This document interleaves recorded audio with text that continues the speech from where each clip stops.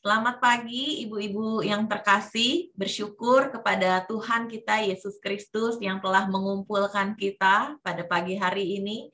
Kita mau bersama-sama sehati untuk memuji, memuliakan Tuhan dan mendengarkan kebenaran firman Tuhan. Mari pada pagi hari ini kita siapkan hati kita untuk masuk di dalam saat teduh.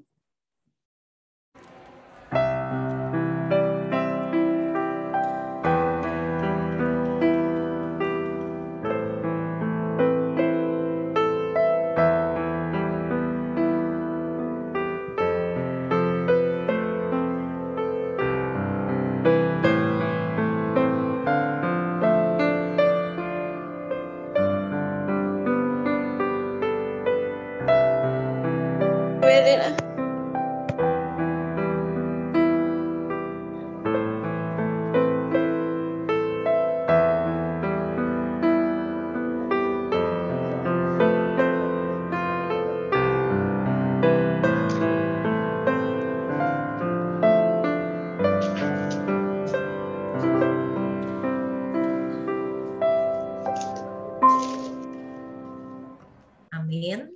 Ibu Yos akan memimpin puji-pujian pada pagi hari ini. Waktu dan tempat kami persilakan. Oke. Shalom ibu-ibu yang kami kasihi. Shalom juga Pak Glenn yang boleh hadir di tengah-tengah kita hari ini. Bersyukur untuk anugerah Tuhan yang boleh kembali mempersatukan kita di dalam persekutuan komisi wanita. Sekalipun hari-hari yang kita lalui masih belum pasti kapan akan usai pandemi ini, namun kita percaya bahwa Tuhan senantiasa menyertai hidup kita. Di awal tadi kita sharing dengan teman, semua bilang bahwa hidup ini seru. Ya benar, hidup ini memang seru. Kalau kita melihat apa yang terjadi di hadapan kita sungguh melewati hari-hari kita dengan luar biasa penyertaan Tuhan. Karena kasih Tuhan yang kekal itu terus menerus memproses hidup kita, sehingga kita boleh melewati hari demi hari dan merasakan akan kehadiran Tuhan. Mari sebelum kita menaikkan satu pujian, saya akan membacakan di dalam Habakuk 3 ayat 17 dan 18. Sekalipun pohon ara tidak berbunga, pohon anggur tidak berbuah, hasil pohon zaitun mengecewakan, sekalipun ladang-ladang tidak menghasilkan bahan makanan, kambing domba terhalau dari kurungan, dan tidak ada lembu sapi dalam kandang. Namun aku akan bersorak-sorai di dalam Tuhan, beria-ria di dalam Allah yang menyelamatkan aku. Inilah firman Tuhan yang boleh kita pegang. Kita akan menaikkan satu pujian, terlalu besar kasih Tuhan.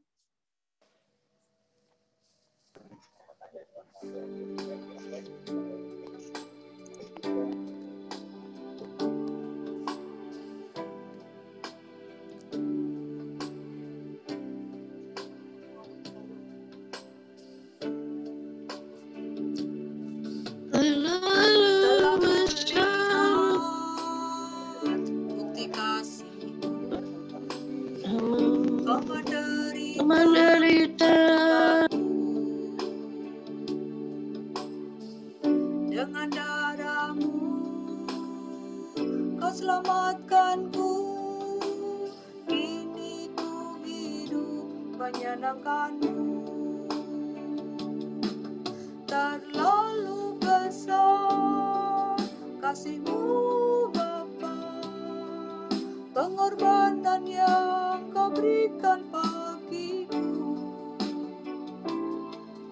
Terlalu mahal darah-Mu Yesus, tercurah untuk menebus hidupku.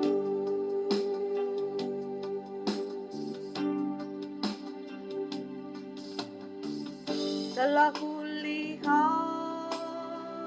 bukti kasih-Mu, kau menderita gantikanku. Dengan darah-Mu kau selamatkanku, kini ku hidup menyenangkan-Mu. Terlalu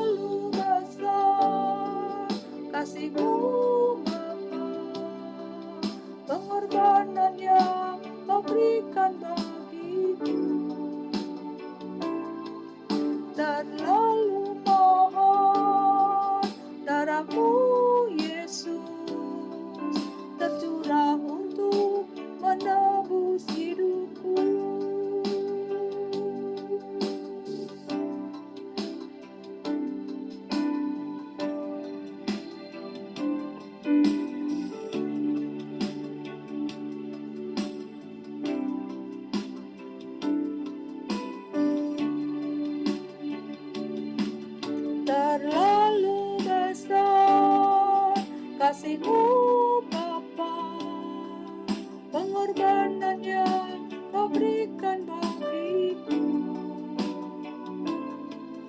terlalu mahal. Darah-Mu Yesus tercurah untuk menebus hidupku, tercurah untuk menebus hidupku, tercurah untuk menebus hidupku.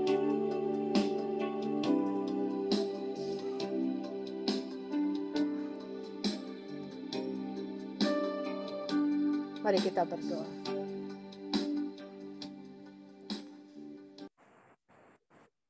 Tuhan adalah Bapa kami yang di surga, kembali kami datang kepadamu Tuhan. Kami sungguh mengucap syukur atas anugerah Tuhan yang boleh mempersatukan kami kembali untuk bersekutu di dalam Komisi Wanita hari ini Tuhan. Tuhan, sungguh kami bersyukur kami boleh melewati hari demi hari atas pernyataan Tuhan. Kami boleh merasakan bagaimana kasih Tuhan yang kekal itu yang senantiasa ada di dalam kehidupan kami. Boleh kami rasakan.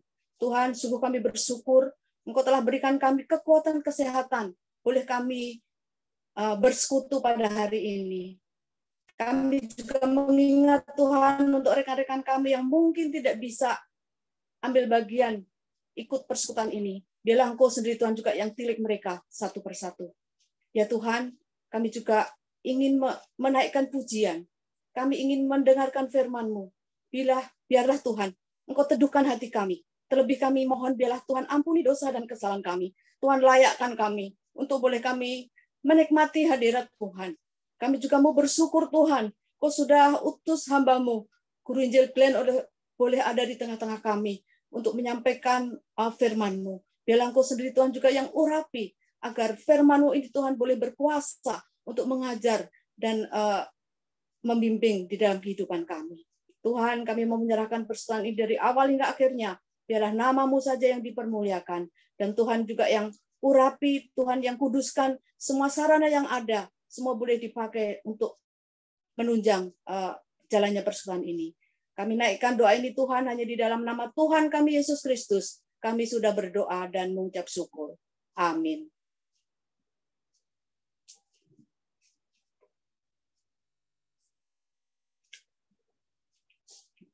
Kita akan masuk lagu kedua.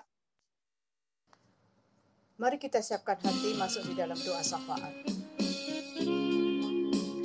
Kekuatan kita sebagai orang percaya adalah doa.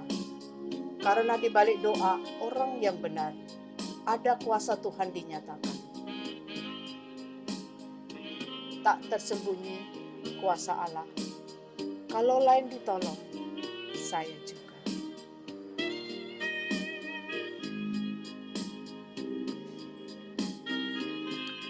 Tak tersembunyi kuasa Allah. Kalau lain ditolong, saya juga. Tangannya terbuka, menunggulah.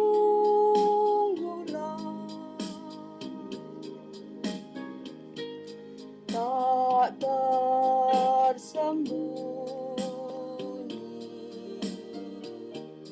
kuasa Allah.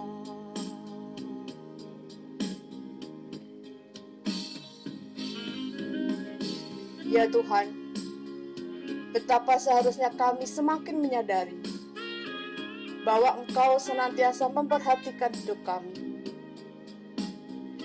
Ajarlah kami Tuhan untuk senantiasa menaruh harap hanya kepadamu.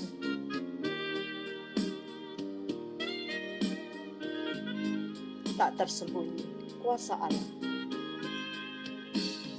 Tak tersembunyi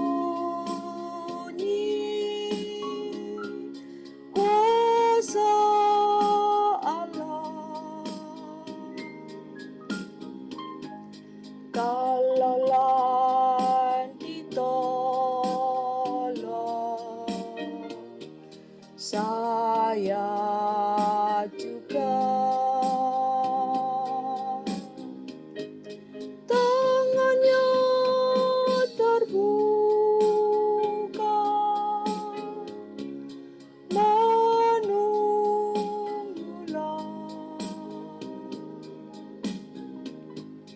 tak tersembunyi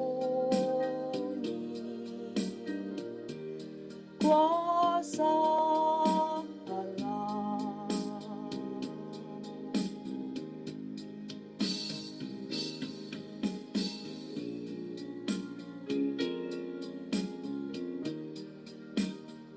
Waktu dan tempat saya serahkan kepada Ibu Nelly untuk memimpin doa syafaat.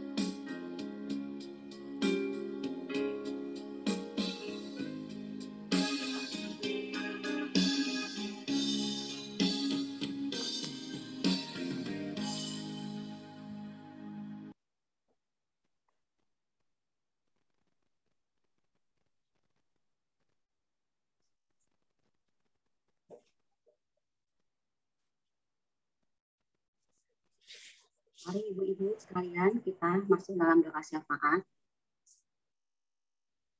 Pertama-tama kita akan berdoa buat gereja dan hamba Tuhan.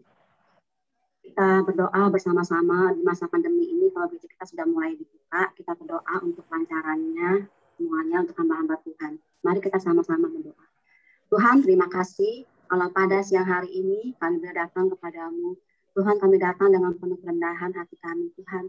Tuhan, kami datang menyerahkan untuk gereja kami, GKI Kristus Greenfield, Tuhan. Tuhan, kami bersyukur kalau di masa pandemi ini, kalau gereja kami sudah boleh mulai berbaktian onsite. Walaupun tidak semuanya 100%, Tuhan. Tapi kami yakin dan percaya, Tuhan, kalau Tuhan menyertai setiap jemaat yang datang, Tuhan. Tuhan, tolong gereja kami supaya nantinya Tuhan, supaya kami semua boleh bisa berbakti ke gereja dengan 100%, Tuhan. Kami menyerahkan gereja kami dalam tangan Engkau, Tuhan. Tuhan, kiranya Engkau yang jaga dan lindungi gereja kami, ya Bapak. Tuhan, kami juga berdoa buat hamba-hamba Tuhan yang ada di gereja Greenfield, Tuhan, GKI Greenfield. Tuhan, kiranya Engkau yang jaga dan lindungi para hamba-Mu, Tuhan. Berikan mereka hikmat dalam melayani setiap jemaat-Mu. Tuhan, jaga juga kesehatan setiap hamba-Mu, ya Bapak, untuk keluarganya juga dimanapun mereka berada, Tuhan. Tuhan, kira Engkau lindungi mereka, Engkau jauhkan mereka daripada mara bahaya, ya Bapak, supaya mereka boleh Tuhan melayani jemaat, Tuhan, dengan penuh sukacita dan hikmat daripada Engkau saja, ya Bapak. Terima kasih, Tuhan, kami menyerahkan gereja kami dan hamba-hamba-Mu, Tuhan, ke dalam tangan dan penyertaan-Mu saja. Di dalam nama-Mu, Tuhan, kami berdoa dan mengucap syukur. Kita juga berdoa buat para teman-teman kita yang lemah tubuh, untuk Papa Agnes yang lemah tubuh yang akan di PET scan, ya, kita semoga hasilnya baik. Kita berdoa untuk menyerahkan pengobatan Papa Agnes ke dalam tangan Tuhan. Mari kita sama-sama berdoa. Tuhan, kami datang kepadamu, kami menyerahkan Papa Agnes ke dalam tangan-Mu, Tuhan, untuk PET scan-nya supaya hasilnya baik. Tuhan, kiranya Engkau pimpin pengobatannya, supaya pengobatannya boleh mendapatkan hasil yang maksimal, Tuhan, sehingga Papa Agnes boleh disembuhkan dan boleh pulih kembali. Engkau berikan hati yang sukacita untuk Papa Agnes, Tuhan, dan untuk anak-anaknya juga yang mendampinginya, Bapak, supaya Papa Agnes boleh total pulih kembali, Tuhan, dan boleh beraktivitas seperti biasa lagi. Terima kasih, Tuhan, kami menyerahkan Papa Agnes ke dalam tangan Engkau saja. Yang kedua, kita berdoa juga buat Pauline dan Ciheniwati. Kita menyerahkan untuk pemulihan dan pengobatan untuk Pauline dan Ibu Heniwati. Mari kita berdoa bersama-sama. Tuhan, kami datang kepadamu. Kami berdoa buat Pauline, Tuhan. Tuhan, Kau yang memberikan pengobatan yang tepat untuk Pauline dalam pemulihannya juga, Tuhan. Engkau yang memberikan obat-obatan dan dokter-dokter yang dipakai supaya dalam proses hari lepas hari, Tuhan, Pauline boleh semakin dipulihkan dan boleh semakin disembuhkan. Tuhan, kami menyerahkan Pauline dalam tangan Engkau, ya Bapak. Kami menyerahkan, Tuhan, untuk Ciheni juga dalam tangan-Mu, Tuhan, dalam proses pemulihan pengobatan Ciheni, Tuhan. Engkau yang memberikan kesembuhan buat Ciheni, pemulihan buat Ciheni. Engkau juga pimpin, Tuhan, untuk suami yang mendampingi Ciheni, Tuhan, supaya Engkau juga memberikan kekuatan dan sukacita, Tuhan, supaya Ciheni juga boleh kembali pulih dan boleh bersama-sama dengan kami kembali. Terima kasih, Tuhan. Kami menyerahkan semua dalam tangan Engkau untuk teman-teman kami yang lemah tubuh ini, Tuhan. Tuhan, kami datang juga kepadamu, Tuhan. Kami juga berdoa buat Ibu Dirjo, Tuhan, yang Mama Ci Yosefin, kira kami serahkan Bu Dijo dalam tangan Engkau, supaya proses pemulihan dan pengobatan juga boleh tepat, sehingga Bu Dijo juga boleh kembali beraktivitas kembali. Kami menyerahkan Bu Dijo dalam tangan Engkau, Tuhan, di masa-masa hari tua ya Bapak, dia boleh mendapatkan sukacita dan penghiburan, Tuhan, sehingga dia boleh kembali beraktivitas seperti biasa, supaya dia juga boleh mendapatkan hati yang sukacita, boleh bersama-sama dengan anak cucunya di hari tuanya, Tuhan, boleh dalam tubuh dan kondisi yang sehat. Kami menyerahkan juga anak-anaknya Ci Yosefin dan beserta keluarga ke dalam tangan Engkau, ya Bapak. Terima kasih Tuhan. Kami menyerahkan teman-teman kami yang lemah tubuh ke dalam tangan Engkau. Kami yakin dan percaya Tuhan, kalau Engkau tidak pernah meninggalkan mereka. Kalau tangan-Mu selalu menuntun dan menjaga mereka, walaupun dimanapun mereka berada, Tuhan. Kami yakin dan percaya Tuhan tidak pernah meninggalkan mereka. Kami menyerahkan semua dalam tangan Engkau saja. Terima kasih Tuhan. Tuhan, kami datang kepadamu Tuhan. Kami bersyukur dan berterima kasih. Kalau di siang hari ini Tuhan, kami boleh datang bersama-sama berdoa. Tuhan, kami penuh dengan pergumulan ya Bapak. Mungkin tidak dapat satu persatu Tuhan kami menyebutkan di sini Tuhan pergumulan setiap anak-anak-Mu. Tapi kami yakin dan percaya Tuhan kalau Engkau tidak pernah meninggalkan kami. Terima kasih Tuhan untuk kesempatan yang Kau berikan Tuhan, di mana kami boleh bersama-sama berdoa untuk teman-teman kami yang lemah tubuh. Kami juga boleh bersama-sama berdoa buat gereja kami dan para hamba-Mu. Terima kasih Tuhan. Biar kami menyerahkan acara selanjutnya ke dalam tangan Engkau saja. Nah, dalam nama-Mu Tuhan kami berdoa dan mengucap syukur. Haleluya. Amin. Waktu dan tempat saya serahkan kepada Ibu Yosefin. Kita akan mendengarkan firman Tuhan yang akan disampaikan oleh Guru Injil Glenn dengan tema pengampunan. Pengampunan suatu kata yang mudah diucapkan, tetapi sulit dilakukan. Kita akan belajar bersama-sama melalui firman ini. Setelah pujian mengasihi, mengampuni, waktu dan tempat saya serahkan kepada Pak Glenn.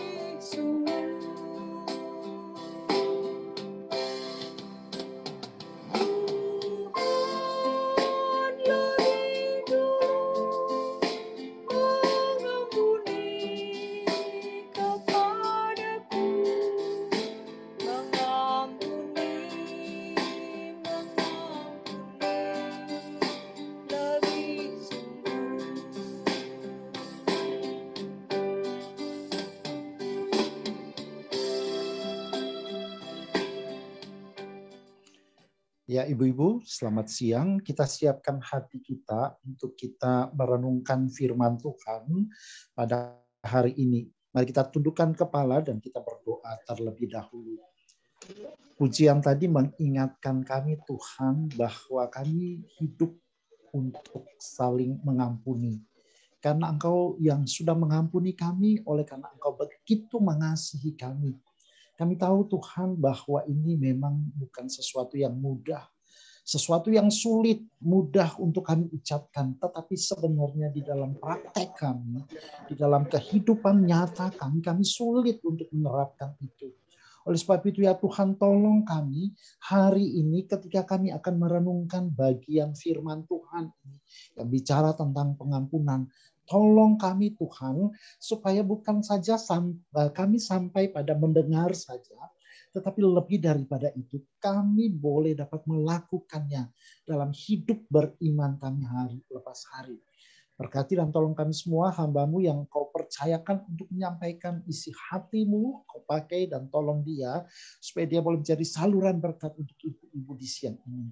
Dalam nama Tuhan Yesus kami berdoa. Amin. Selamat siang ibu-ibu yang dikasihi dalam Tuhan. Senang sekali bisa berjumpa dengan ibu-ibu sekalipun kita hanya melalui Zoom aja.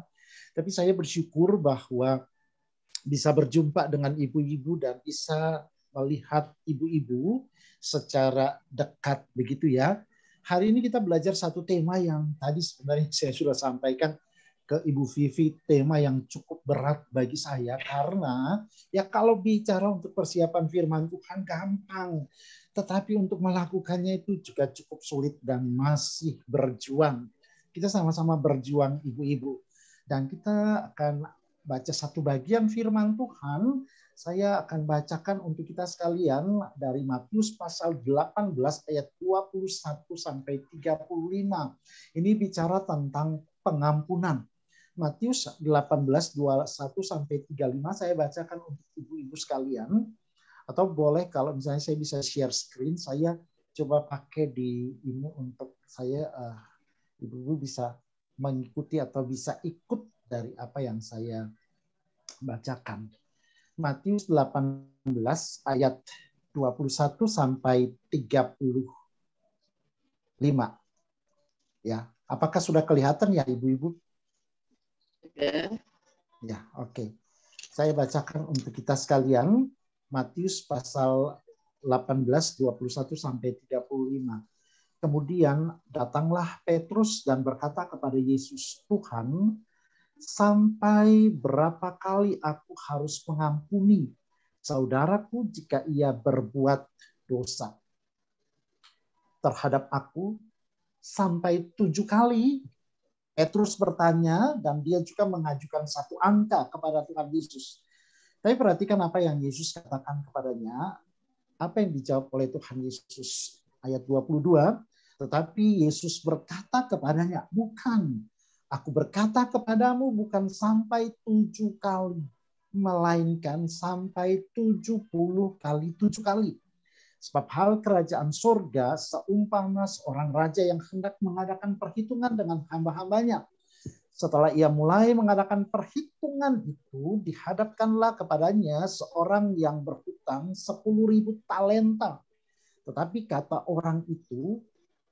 karena orang itu tidak mampu melunaskan hutangnya, raja memerintahkan supaya ia dijual beserta anak istrinya dan segala miliknya untuk pembayar hutangnya. Ayat 24, setelah itu ia mulai mengadakan perhitungan. Dihadapkanlah kepadanya seorang yang berhutang 10.000 talenta. Tapi karena orang itu tidak mampu melunaskannya, maka raja memerintah supaya ia dijual beserta dengan anak istrinya. Maka sujudlah hamba itu menyembah dia, katanya, "Sabarlah dahulu, segala hutangku akan kulunaskan." Lalu tergeraklah hati raja itu oleh belas kasihan, sehingga ia membebaskan dan menghapuskan hutangnya. Tetapi hamba itu keluar, ketika hamba itu keluar, ia bertemu dengan seorang hamba yang lain yang berhutang 100 dinar kepadanya. Ibu perhatikan 10.000 dinar dengan 10.000 talenta dengan 100 dinar itu bedanya sangat jauh. Ia menangkap dan mencekik kawannya itu, katanya, "Bayar hutangnya." Maka sujudlah kawan itu dan memohon kepadanya, "Sabarlah dahulu, hutangku itu akan kulunaskan." Tetapi ia menolak dan menyerahkan kawannya itu ke dalam penjara sampai dilunaskannya hutangnya. Melihat itu kawan-kawannya yang lain sangat sedih, lalu menyampaikan segala yang terjadi itu kepada tuan mereka. Raja itu menyuruh memanggil orang itu dan berkata kepadanya, Hai hamba yang jahat, seluruh hutangmu telah kuhapuskan karena engkau memohonkannya kepadaku. Bukankah engkau pun juga harus mengasihi kawanmu seperti aku mengasihi engkau? Maka marahlah tuannya itu dan menyerahkannya kepada algojo-algojo sampai ia melunaskan seluruh hutangnya itu. Maka Bapakku yang di surga akan berbuat demikian juga terhadap kamu apabila kamu masing-masing tidak mengampuni saudaramu dengan segenap hatimu. Demikian jauh pembacaan firman Tuhan bagi kita sekalian pada siang hari ini, yang dikatakan selamat dan berbahagia kita yang membaca dan merenungkan firman Tuhan serta melakukannya dalam hidup beriman kita. Ibu-ibu yang dikasihi dalam Tuhan, dulu waktu saya masih remaja, itu kita ada persekutuan remaja, dan biasanya kita sebelum selesai persekutuan remaja, waktu di doa syafaat, itu selalu diakhiri dengan doa Bapa Kami, doa yang diajarkan Tuhan Yesus kepada murid-muridnya. Namun ada satu hal yang menarik, saya perhatikan beberapa kali ada satu teman saya, ketika dia berdoa lalu sampai di kalimat ampunilah kami akan kesalahan kami seperti kami juga mengampuni orang yang bersalah kepada kami. Waktu kalimat itu mau diucapkan, dia hanya mengucapkan ampunilah kami seperti kami mengampuni orang yang bersalah kepada kami. Kalimat itu tidak diucapkan. Ketika saya perhatikan beberapa kali dia tidak mengucapkan kalimat itu, ini menjadi satu hal yang menarik. Saya coba tanya kepada dia, kenapa kalau sampai di kalimat itu, kamu selalu tidak mengucapkan kalimat itu? Lalu jawaban dia bagi saya itu cukup mencengangkan begitu ya.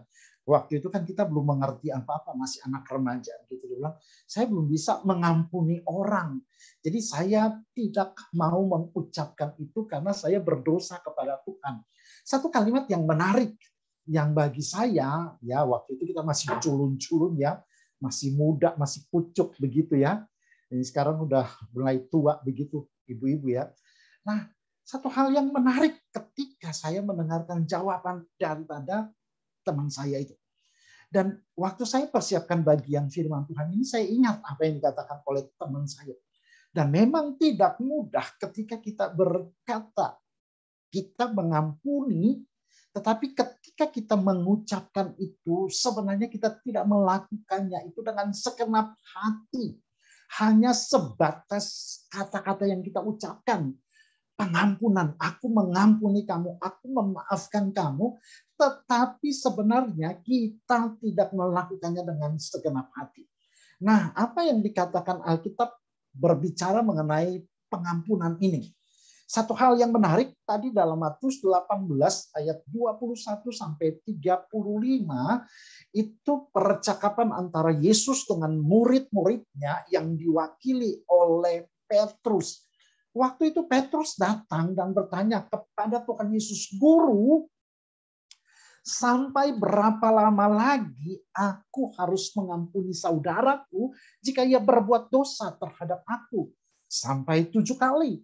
Nah, menarik apa yang dikatakan Petrus di sini. Kenapa sampai dia pakai angka 7? Nah, angka 7 bagi orang Yahudi itu adalah sebuah angka kesempurnaan. Nah, ketika dia berkata, apakah kami harus mengampuni sampai 7 kali? Jawaban Yesus sungguh mencengangkan. Bukan saja Petrus, tetapi juga murid-murid yang lain. Apa yang dikatakan Yesus? Ibu-ibu kita perhatikan ayat yang ke-22. Yesus berkata kepadanya, bukan, aku berkata kepadamu, bukan sampai 7 kali, melainkan sampai 70 kali 7 kali. Nah, ibu-ibu ini satu angka yang menarik. Saya coba hitung-hitung atau perhatikan ya, 7 kali 7 kali 10 itu kan sama dengan 7 kali 70, karena 7 kali 10 70. Begitu ya. 7 kali 70 kali, artinya 7 yang melambangkan arti atau angka kesempurnaan. Kali kesempurnaan ditambah kalau 10 itu mungkin angka sempurna bagi kita kalau kita mendapatkan nilai dengan range 1 sampai 10. Nah, fokus saya bukan bicara di angka itu. Kalau 7 kali 70 kali, mungkin kita langsung berpikir 490 kali. Bukan secara kuantitas, tetapi yang saya mau sampaikan di sini bahwa angka itu bicara mengenai sebuah kualitas daripada pengampunan. Sekali lagi, angka itu bicara mengenai kualitas dari pengampunan. Pengampunan itu harus benar-benar genap dan sempurna. Pengampunan tidak hanya diberikan beberapa kali saja atau sampai kepada nilai atau tahap tertentu saja. Tetapi pengampunan itu harus sempurna dan genap. Nah, ini menjadi sesuatu yang menarik untuk kita bahas. Ibu-ibu yang dikasihi dalam Tuhan, saya berpikir kalau saja Yesus bicara sampai hanya kepada ayat 22, kamu harus mengampuni sampai 70 kali 7 kali, mungkin kita akan susah, mungkin kita akan sulit, karena tidak akan mampu untuk melakukan itu. Saya yakin dan percaya, pasti ya ibu-ibu ya, bukan ini, tapi ya namanya manusia. Kita berkata pengampunan, saya mengampuni kamu, tetapi tidak bisa melakukannya dengan sempurna dan genap. Kalau Yesus bicara sampai kepada ayat 22 saja, maka saya yakin dan percaya, saya dan ibu-ibu, kita tidak akan mampu untuk melakukan itu. Hal yang menarik ketika Yesus lalu mulai mengajarkan kepada para muridnya pada waktu itu dengan perumpamaan. Kenapa sampai Yesus mengumpamakan pengampunan itu dengan kerajaan surga? Nah, kalau ibu-ibu perhatikan apa yang Yesus ajarkan, perumpamaan tentang kehidupan sehari-hari, itu selalu kaitannya dengan kerajaan surga. Nah, pengampunan juga dikaitkan dengan kerajaan surga. Itu berarti itu bukan hal yang sepele atau itu menjadi sesuatu yang sangat penting. Karena apa? Pengampunan juga bicara tentang kerajaan Allah. Dan bicara tentang pengampunan dan kerajaan Allah, itu berkaitan dengan keselamatan yang kita terima dari Allah secara cuma-cuma untuk kita sekalian. Maka pengampunan untuk seorang pribadi itu sangat berkaitan dengan kerajaan Allah. Lalu cerita itu berlanjut dengan ketika Yesus menguraikan tentang pengampunan itu.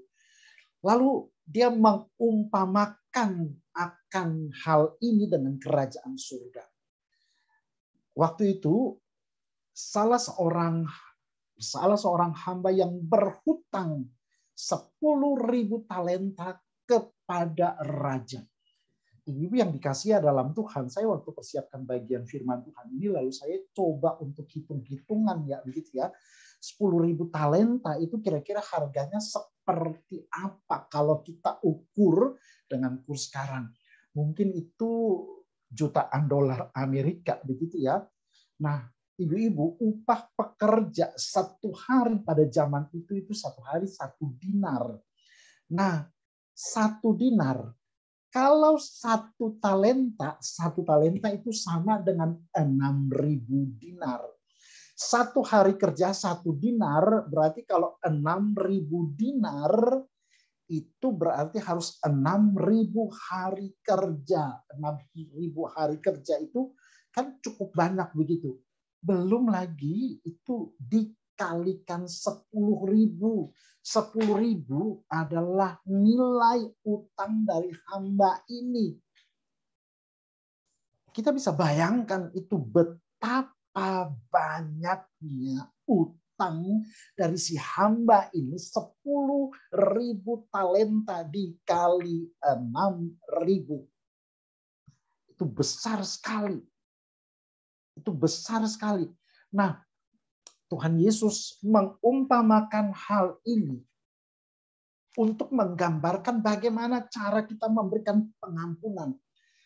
Ketika dia tahu bahwa ya hamba ini dia tahu dia tidak mungkin untuk bisa melunasi hutangnya karena dia butuh waktu yang sangat lama. Saya kalau hitung itu mungkin sekitar 200.000 tahun untuk bisa melunasi hutangnya. Nah, umur kita berapa, ibu-ibu? Ya. Untuk melunasi hutang daripada hamba ini, dia butuh waktu yang cukup lama. Nah, Tuhan Yesus menggambarkan ini supaya menjelaskan kepada Petrus dan para muridnya pada waktu itu. Nah, sebenarnya Tuhan Yesus juga mau gambarkan ini sebenarnya posisi kita di hadapan Tuhan. Sekali lagi, ini sebagai gambaran penjelasan Tuhan Yesus posisi kita di hadapan Tuhan. Hutang kita di hadapan Tuhan, hutang dalam tanda petik bukan hutang uang, tapi hutang dosa kita itu terlalu besar dan kita tidak mungkin untuk bisa melunasi hutang itu. Maka ketika kita datang memohon kepada Tuhan, meminta pengampunan daripada Tuhan, Tuhan berbelas kasihan. Maka bicara tentang pengampunan itu tidak terlepas dari belas kasihan. Pada zaman itu kalau orang tidak bisa melunasi hutangnya, maka dia harus melunaskannya dengan cara apa? Keluarganya semuanya itu ikut juga terlibat. Dengan apa? Menjual semuanya dengan keluarganya. Ya, kalau orang yang tidak bisa membayar hutang mereka, maka keluarganya juga harus ikut ambil, sama-sama dijual. Mungkin juga tidak cukup untuk nilai itu. Karena dia datang dan memohon. Perhatikan ketika hamba itu datang dan memohon kepada Yesus. Memohon kepada raja itu. Sabarlah dahulu. Hutangku akan kulunaskan. Ya, raja itu berkata bahwa kamu harus melunaskan hutangmu, memerintahkan supaya ia beserta anak istrinya, segala miliknya dijual untuk membayar hutangnya itu. Sabarlah dahulu, hutangku akan kulunaskan, kata hamba itu. Maka ketika Yesus mendengarkan akan seruan dan permohonan hamba itu, tergeraklah hati raja itu oleh belas kasihan akan hamba itu, sehingga ia membebaskannya. Nah, ibu-ibu yang dikasihi dalam Tuhan, ini sebenarnya merupakan gambaran atau posisi kita di hadapan Tuhan. Seperti yang tadi saya katakan, bahwa kita yang tidak bisa melunaskan hutang kita, mendapatkan belas kasihan di hadapan Tuhan. Cerita itu berlanjut ketika dia mendapatkan pemutihan. Saya boleh katakan seperti begitu ya. Jadi semacam pemutihan, hutangnya yang 10.000 talenta itu lunas terbayar. Waktu dia keluar dan dia berjumpa dengan kawannya yang berhutang hanya 100 dinar. Kalau 100 dinar itu sangat mungkin untuk dilunasi. Artinya begini, dia bisa bekerja 100 hari, ya kurang lebih 3,5 bulan dia kerja, karena upah 1 hari itu kan 1 dinar. Dia bisa kerja 100 hari untuk melunaskan hutangnya. Ketika hamba yang dilunaskan hutangnya, hamba yang dilunaskan hutangnya sangat banyak itu, 10.000 talenta keluar, berjumpa dengan hamba atau temannya yang lain yang berhutang hanya 100 dinar. Waktu dia berkata, engkau harus melunaskan hutangmu kepadaku. 100 dinar itu angka yang sangat kecil, ibu-ibu, bisa dicapai. Namun perhatikan apa yang dilakukan oleh hamba yang berhutang 10.000 talenta itu. Dia tidak memberikan pengampunan kepada temannya itu. Padahal temannya itu sudah bersujud dan memohon. Namun apa yang dilakukan oleh hamba ini? Dia tetap memasukkan temannya yang berhutang 100 dinar itu ke dalam penjara. Ibu-ibu yang dikasih oleh Tuhan, sampai kepada bagian ini, kira-kira penilaian kita terhadap hamba yang hutangnya 10.000 talenta dilunaskan, dibebaskan, dapat pemutihan, dengan hamba yang 100 dinar itu berhutang. Kira-kira hamba yang 10.000 talenta hutangnya dilunaskan, itu hamba yang baik atau tidak? Saya mau tanya untuk ibu-ibu, kira-kira hamba yang baik atau tidak? Pasti kita akan setuju, kita semua akan berkata itu hamba yang tidak tahu diri. Kenapa? Sudah dapat pemutihan, sudah dapat pengampunan, tetapi engkau tidak memberikan pengampunan kepada temanmu yang hanya berhutang sedikit dibandingkan dengan hutangmu yang banyak itu. Perhatikan apa yang dikatakan oleh Tuhan Yesus dalam bagian itu. Ketika raja itu mendengar apa yang dilakukan oleh hamba yang hutangnya 10.000 talenta itu dilunaskan. Apa yang dikatakan? Dia dicap sebagai hamba yang jahat.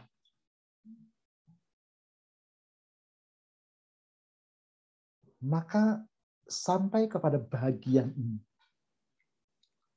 kita pasti akan bisa mengerti bahwa pengampunan itu berkaitan dengan kerajaan Allah. Karena pengampunan yang diberikan itu harus sempurna. Kata jahat, hamba yang jahat itu juga bisa berarti fasik. Tidak mengenal Tuhan. Nah, ini sebenarnya sebuah gambaran, sebuah hal yang Tuhan Yesus ingin ungkapkan kepada para muridnya pada waktu itu, termasuk kita. Bicara tentang pengampunan. Ibu-ibu yang dikasihi dalam Tuhan, memang bicara tentang pengampunan itu mudah untuk kita ucapkan, tapi sulit. Ya, saya punya sedikit pengalaman. Saya berjuang untuk ini. Tadi Ibu Vivi sempat bilang, nanti bisa sharing. Saya bilang, ya betul. Karena memang saya sangat sulit, dulunya sangat sulit. Saya punya kesaksian begini, ibu-ibu. Mohon ini hanya untuk kita di sini saja. Saya itu orang, kalau baik sama orang lain, saya punya satu kawan itu dulu saya baik sama dia. Tapi ada satu waktu, satu masa, waktu itu saya udah sekolah teologi, saya tingkat 2. Nah, ada satu masa orang itu buat saya itu kecewa luar biasa gitu. Dan memang dia ketika dia ngomong sama saya kelihatannya sikap kamu itu berbeda ke saya, tidak seperti dulu. Ya memang saya bantu dia, ya bukan bantu dalam pengertian saya banyak duit lalu bantu dia, tidak. Jadi ketika ada buat tugas atau apa, saya bantu untuk membantu untuk mengerjakan, bantu untuk ngetik sama-sama begitu ya. Lalu satu waktu itu dia buat saya kecewa sekali. Saya cuma minta tolong dia apa begitu. Itu buat saya itu hari itu saya betul-betul kecewa dengan dia. Dalam hati saya sudah bantu kamu, saya sudah melakukan apa yang kamu butuhkan. Tapi ketika saya cuma minta tolong ini saja, kamu tidak melakukan itu. Bukan saja di situ, bahkan dia itu karena sudah saking dekat. Ya kadang-kala kalau teman kita dekat itu sudah tahu ya seluk-beluk hidup kita, itu dia Seringkali cerita ke teman-teman yang lain tuh si Glenn begini, gini. Ya siapa yang tidak kecewa? Kita punya teman baik, kita punya orang yang kita anggap seperti saudara kita, yang sudah kita anggap itu mungkin lebih dari saudara. Ya, ketika kita ceritakan tentang pergumulan kita, masalah kita, lalu dia ceritakan ke orang lain, siapa yang nggak marah, begitu ya. Nah, saya sampai pada titik itu. Dan ketika saya tahu dia seperti ya orang bilang menusuk dari belakang, itu saya kecewa setengah mati. Akhirnya saya memang ya dia memang minta maaf dan saya bilang ya saya maafkan. Tapi sebenarnya dalam hati saya itu tidak sepenuhnya memaafkan. Dan di situ saya berjuang. Makanya ketika saya persiapkan bagian firman Tuhan ini, ya saya terutama berdoa kepada Tuhan, Tuhan tolong saya supaya saya terlebih dahulu bisa melakukan ini. Karena ini tidak mudah. Dan saya tahu itu juga pergumulan ibu-ibu. Apalagi kalau misalnya kita punya teman dekat ya ibu-ibu ya. Lalu kita tahu teman dekat kita itu ceritakan kejelekan kita, ceritakan tentang apa yang kita sharing ke mereka, ya ke orang lain. Pasti itu akan membuat kita sakit. Mungkin kalau pakai istilah anak-anak sekarang, sakitnya tuh di sini. Sakit sampai di sini. Dan mungkin kita akan pakai perkataan-perkataan seperti begini. Ketika ada kawan yang menegur kita, kamu belajarlah untuk mengampuni, belajarlah untuk memaafkan. Kamu tidak pernah merasakan apa yang saya rasakan. Sakit apa yang saya rasakan. Dan dengan berbagai dalih kita ungkapkan itu. Seringkali itu terjadi dalam kehidupan kita. Dalam dunia yang nyata. Kita perlu berjuang untuk itu. Dan ketika saya lihat bagian ini, saya coba ya mengidentifikasi diri saya itu, ya mungkin saya masih sama dengan hamba yang berhutang 10.000 talenta. Sudah dapat pengampunan, sudah dapat pemutihan, tetapi ketika orang bersalah kepada kita, kita tidak mampu, atau bahkan kita tidak melakukannya. Maka ingat apa yang dikatakan oleh Tuhan Yesus dalam doa yang diajarkan kepada para murid. Ampunilah kami seperti kami juga mengampuni orang yang bersalah kepada kami. Jadi sebuah hubungan timbal balik. Kita mengampuni bukan karena kita hebat, bukan karena kita baik. Kita mengampuni justru karena kita sudah diampuni terlebih dahulu. Kita mengampuni karena kita sudah mendapatkan itu. Dan itu sering terjadi konflik batin dalam kehidupan kita. Ya, kalau dikaitkan dalam kehidupan kita sehari-hari, ya namanya dalam kehidupan sehari-hari itu, ya suami istri itu selalu saja pasti ada ya ribut-ribut sedikit lah dalam keluarga. Mungkin kita juga tidak sampai katakan kepada suami kita atau pasangan kita cerai. Tapi ketika kita mungkin ada kalimat-kalimat kita yang keluar, aduh menyesal aku menikah sama kamu.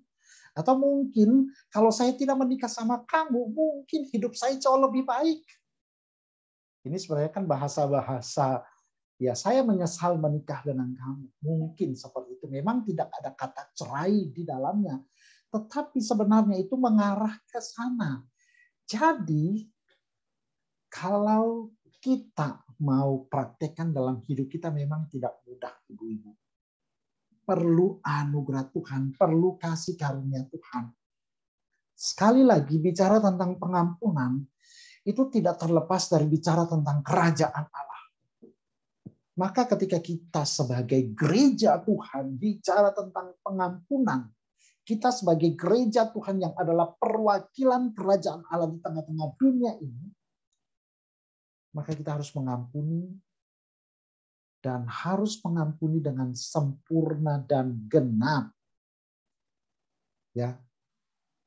Tuhan sudah mengampuni kita. Kita ini sebenarnya seperti hamba yang berhutang 10.000 talenta. Yang tidak mungkin kita bisa melunaskan hutang kita. Karena kita sudah mendapatkan belas kasihan Tuhan. maka itu pun harus kita lakukan untuk saudara-saudara kita. Ya. Pengampunan dan belas kasihan itu tidak bisa dilepas pisahkan. Saya ingat ada satu cerita yang menarik.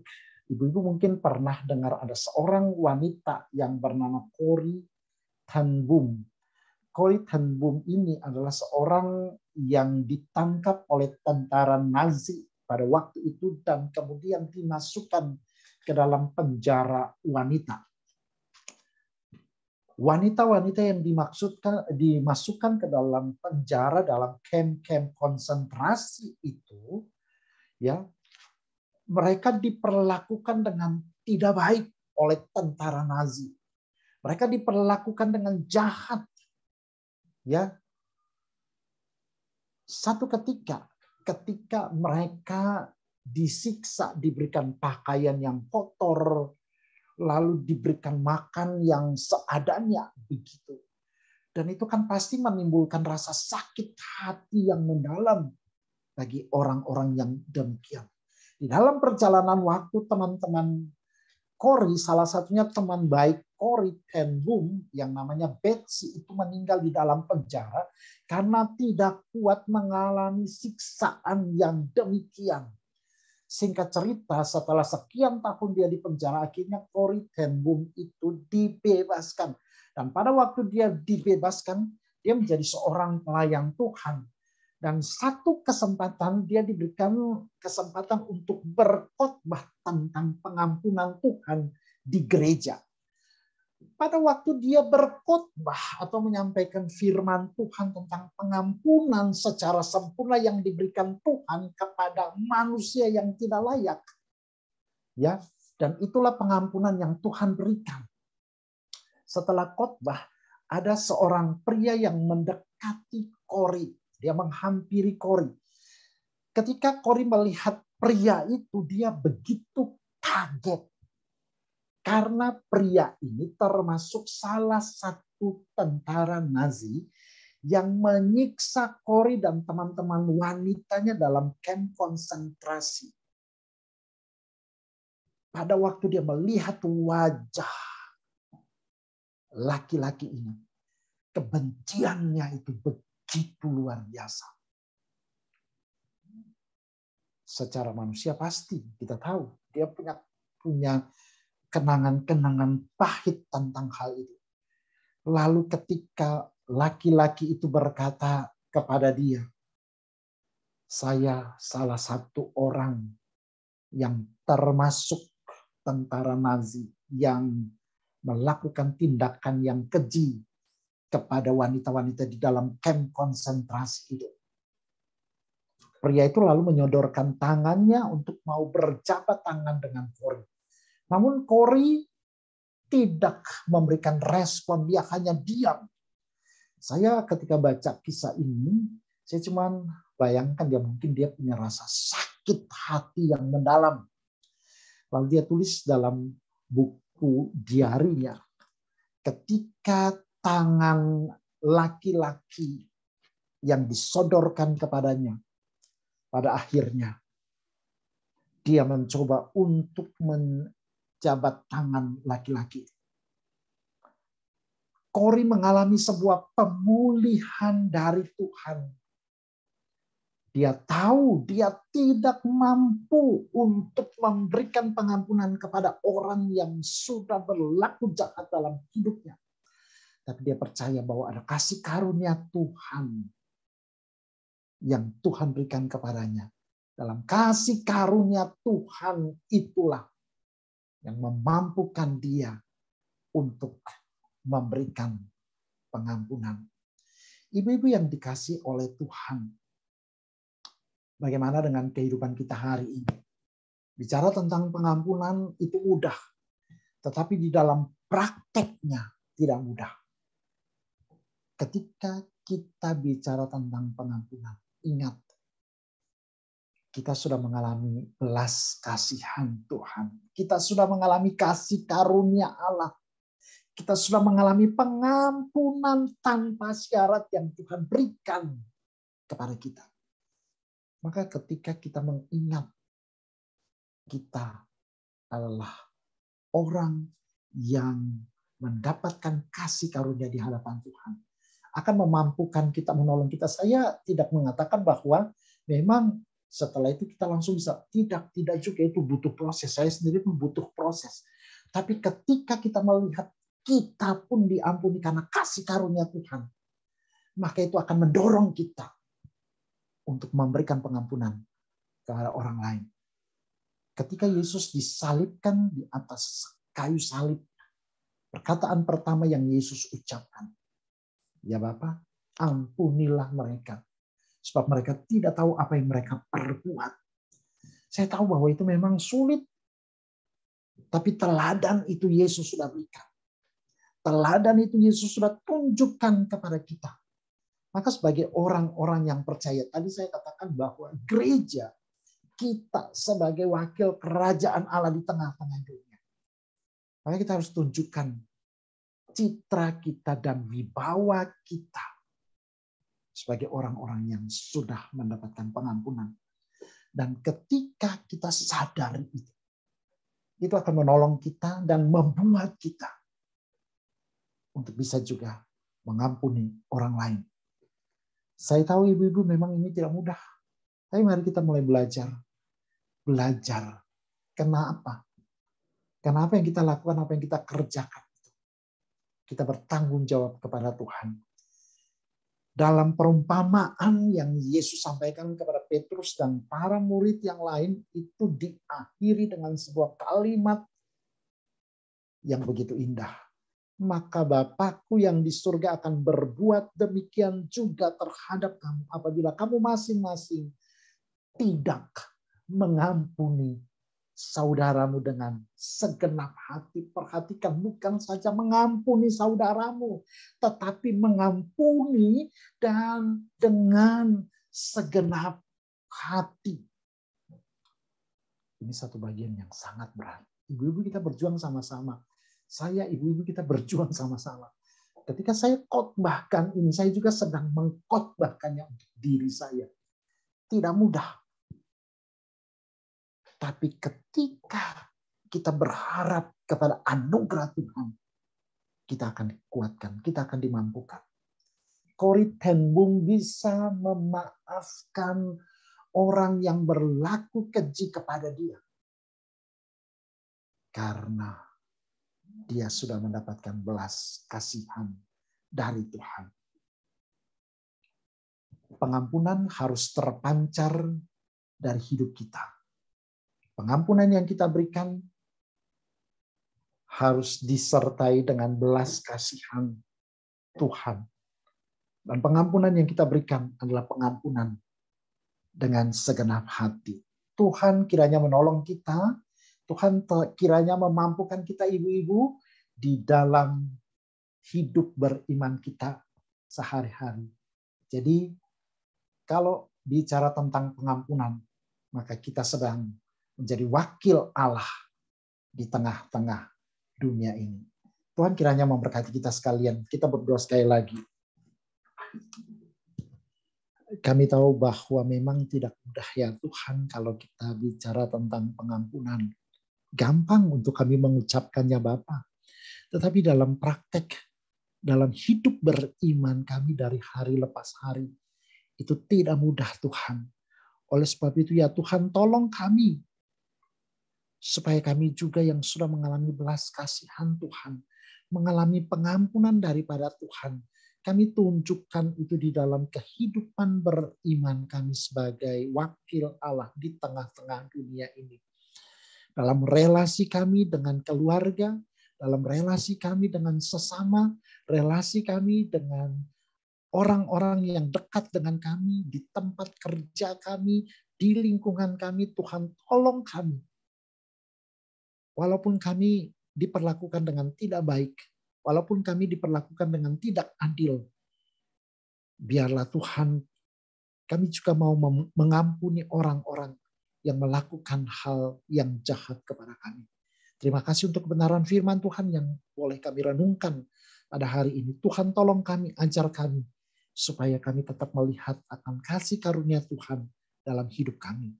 Terima kasih Tuhan, dalam nama Tuhan Yesus kami berdoa. Amin. Saya kembalikan kepada yang memimpin pujian. Ya, terima kasih kepada Guru Injil Glenn Nordi yang telah menyampaikan kebenaran firman Tuhan yang boleh kita sama-sama dengar, tapi biarlah firman Tuhan bukan hanya kita dengar, tetapi ini boleh menjadi satu proses di dalam kehidupan kita untuk boleh belajar mengampuni. Mengampuni tidak mungkin dengan melupakan, ya. Kita akan terus ingat apa yang orang lain buat di dalam kehidupan kita. Tetapi mengampuni adalah kembali menerima, ya. Kembali menerima dengan meminta pertolongan Tuhan untuk kita boleh memaafkan orang yang menyakiti kita. Terima kasih sekali lagi untuk Guru Injil Glenn Nordi yang telah menyampaikan kebenaran firman Tuhan yang begitu indah, ya, telah memberkati. Ibu-ibu yang terkasih, ada beberapa pengumuman yang akan kita simak bersama, yaitu Jumat depan, ya, dipersilakan kalau ada PowerPoint-nya.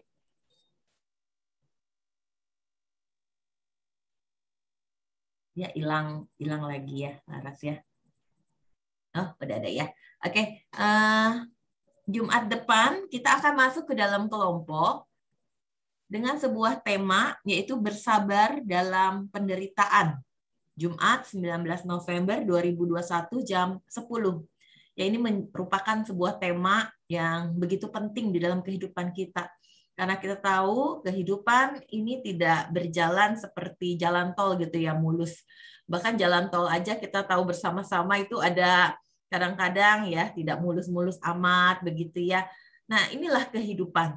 Nah, bagaimana kita menjalani di dalam penderitaan yang Tuhan izinkan terjadi, kita bersama-sama butuh yang namanya satu kumpulan orang-orang percaya untuk saling menguatkan, untuk saling mendoakan. Dan kita bertumbuh bersama di dalam kelompok kecil yang Tuhan telah tempatkan kita di sana. Mari bersama-sama kami mengundang ibu-ibu untuk hadir di dalam acara minggu depan, yaitu PA kelompok. Lalu ibu-ibu yang terkasih, juga tanggal 26 November itu adalah hari Thanksgiving, kita merayakannya dengan pembicara Guru Injil Anita. Guru Injil Anita jauh-jauh dari Sydney, dia akan melayani kita, ya. Kesempatan yang begitu indah. Biasanya kita nggak bisa ya seperti itu ya, karena mungkin saja dia harus naik pesawat, terus juga harus meluangkan waktu yang begitu lama. Tetapi kali ini Ibu Anita datang ya, berjumpa di Zoom. Jadi mari bersama-sama kita boleh hadir di acara Thanksgiving ini juga ya, ibu-ibu. Lalu kita juga mau bersama-sama terus mendukung di dalam doa. Ada rencana tanggal 7 Januari untuk kita akan mengadakan pembukaan KW secara onsite. Jadi ibu-ibu, siapa yang di sini sudah kangen? Pengen ketemu langsung sama Tuhan di rumah Tuhan. Amin. Ada? Ada ibu-ibu kangen ya? Yang sudah ibadah hari Minggu atau kebaktian doa sudah lakukan? Saya lihat banyak ibu-ibu yang sudah hadir ya. Puji Tuhan.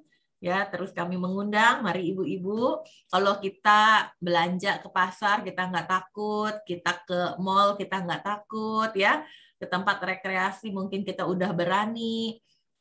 Dan jadi pertanyaan ke rumah Tuhan, mengapa saya takut ya? Jadi mari bersama-sama ketika kita mematuhi protokol kesehatan yang ada, maka saya yakin dan percaya Tuhan juga akan menjaga kita.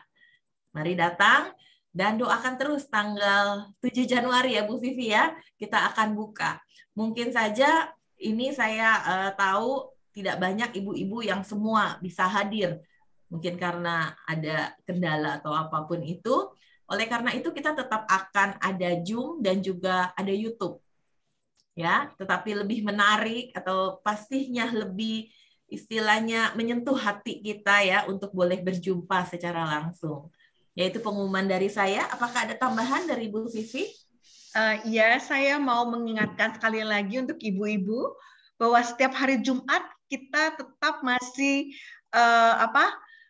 mengadakan persembahan ya. Jadi jangan lupa selesai ibadah, ibu-ibu bisa memberikan persembahan lewat QR code atau juga dengan OVO dan lain-lain ya.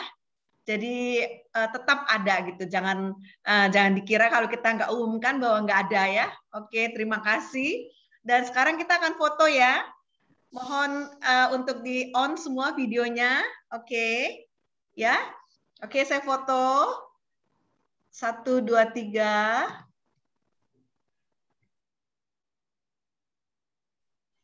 1, 2, 3.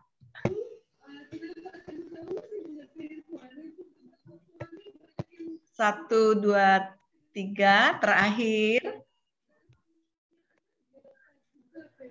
1, 2, 3. Oke, terima kasih semuanya. Terima kasih Pak Glenn sekali lagi. Ya. Tuhan berkati Pak Glenn dan sama-sama, keluarga. Bu Vivi. Iya, terima kasih. Oke.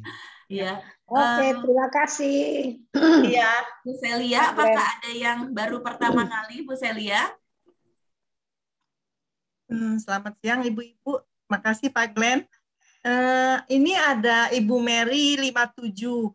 Sebenarnya Ibu Mary ini pernah ada, tapi nggak kelihatan wajahnya. Hari ini ada wajahnya kelihatan. Jadi saya kenal, jadi tahu orangnya yang mana. Selamat datang Ibu Mary. Ada pakai baju kuning. Oh. Ya, Bu. Ibu Selamat Mary. datang. Selamat datang. Nanti Ibu Mary siapa yang ajak ya ke sini? Ibu Eli. Oke, nanti saya tanya Eli aja nomor HP-nya ya. Iya. Oke. Yuk. Ibu Eli. Ya, itu semua udah ya. Sudah ya.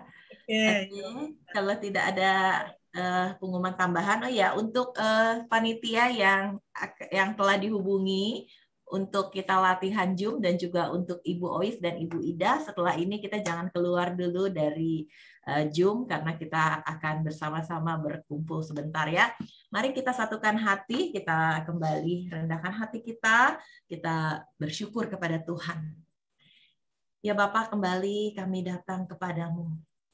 Hati kami bersuka cita, bersyukur untuk persekutuan yang telah kami ikuti. Kami boleh memuji, memuliakan Tuhan. Kami boleh mendengarkan kebenaran firman Tuhan. Biarlah seperti pejunan yang boleh membentuk, kami juga dibentuk oleh Tuhan untuk menjadi semakin indah di hadapan Tuhan. Kami tahu Tuhan, ada kesulitan-kesulitan ketika kami belajar mengampuni. Tapi teladan yang telah Tuhan berikan, pengampunan yang telah kami dapatkan, biarlah itu boleh memberikan dorongan untuk kami juga boleh mengampuni orang yang bersalah kepada kami. Terima kasih ya Tuhan. Berdoa untuk hamba-Mu, Guru Injil Glenn, Tuhan senantiasa pimpin kehidupan, pelayanan, dan keluarganya.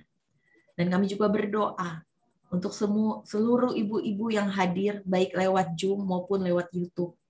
Tuhan, Engkau yang tahu setiap pergumulan yang ibu-ibu sedang hadapi.